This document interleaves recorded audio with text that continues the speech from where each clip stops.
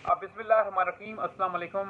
एक इंतहाई अहम अपडेट है पाकिस्तान तहरीक इंसाफ के जो चेयरमैन हैं तहरीक इंसाफ, उन्होंने जो ऐलान किया है कि अब तहरीक इंसाफ अगले 48 घंटों के अंदर इस्लामाबाद में एक बड़ा पॉलिटिकल शो जो है वो कर सकती है।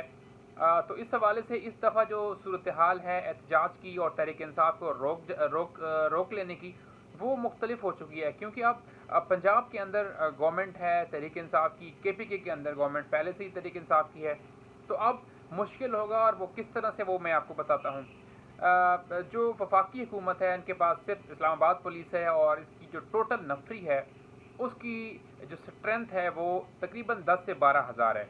और इस 10 से 12 हज़ार नफरी में भी जो है वो तकरीबन 3 से 4 हज़ार जो जवान हैं वो डिप्यूट हैं मुख्तलिफ थानों में। उसके अलावा जो VVIPs के साथ डिप्यूट हैं डिप्लोमेटिक में, और इसके जो मूव्स होती हैं, VVIP मूवमेंट्स होती हैं, तकरीबन 5-6 हज़ार जो एहलकार हैं वो वहाँ पर डिप्यूट हैं। तो इस तरह तकरीबन 6 हज़ार जो है वो नफरी बचती है, जिसके साथ जो राना सनाउल्लाह हैं वफाकी वज़ीर कानून, वो कोशिश करेंगे मुजाहिरीन को रोकने की।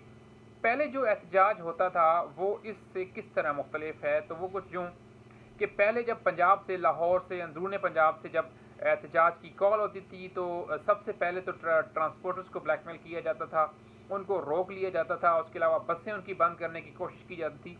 लेकिन इस बार क्योंकि हुकूमत ही पाकिस्तान तहरीक इंसाफ की है पंजाब में, तो आपने देखा कि पिछली बार कितनी शदीद शेलिंग हुई लाहौर में, गुजरांवाला में और GT रोड, और जो मोटरवे के ऊपर सूरत हाल बनी, फिर वो बंद भी करना पड़ी। तो अब की बात तो पंजाब में से फैज़ाबाद तक, जो कि एक सेंट्रल पॉइंट है, उसकी इम्पोर्टेंस अगर प्रोटेस्ट करना हो किसी भी सियासी जमात ने, तो मेरे ख्याल में D चौक से ज़्यादा इम्पोर्टेंस है। अगर फैज़ाबाद बंद होता है तो आप समझें कि जुड़वा शहर मुकम्मल तौर के ऊपर जो है मफलूज होते हैं। आज से 3-4 साल पहले मजहबी जमात ने जो एहतजाज किया था, उसमें आपने सूरत हाल देखी होगी कि किस तरह से लोगों की ज़िंदगियाँ जो हैं वो जीरन हो गई थी। अब हम चलते हैं दूसरी तरफ, जो कि है खैबर पख्तूनख्वा। अब खैबर पख्तूनख्वा से अगर तहरीक इंसाफ आती है, पहले उनको उस तरफ से आते हुए जो अटक है शहर, उसके साथ अटक पुल जो है वहाँ पर रोक लिया जाता था दो बार। ये पहली दफ़ा भी ऐसे ही हुआ था, और दूसरी दफ़ा भी अब जो अभी लेटेस्ट जो प्रोटेस्ट हुआ उसमें भी ऐसे ही हुआ है। तो अब वो भी रुकावट अब ख़त्म ही समझें। तो तुरनौल तक तो आराम से तहरीक इंसाफ का जो प्रोटेस्ट होगा वो KPK से पहुँच जाएगा, और पंजाब का जो एहतजाज होगा वो बिल्कुल बग़ैर किसी रुकावट के फैज़ाबाद तक आराम से पहुँच सकता है।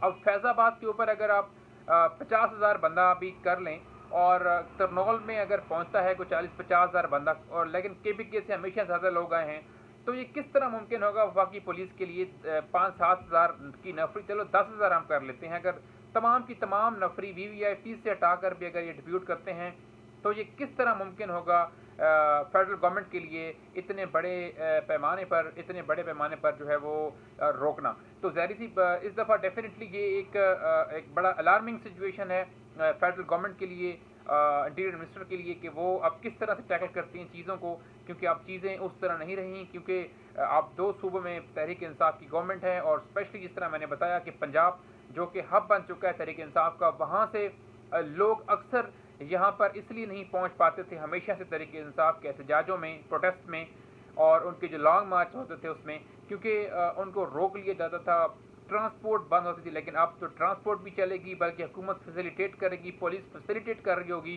तो ये इंतहाई अलार्मिंग है और समझ से बालातर है। अब दूसरी जो चीज़ जो फेडरल गवर्नमेंट के पास बचती है, वो बलूचिस्तान और सिंध से नफरी मंगवाने वाली है।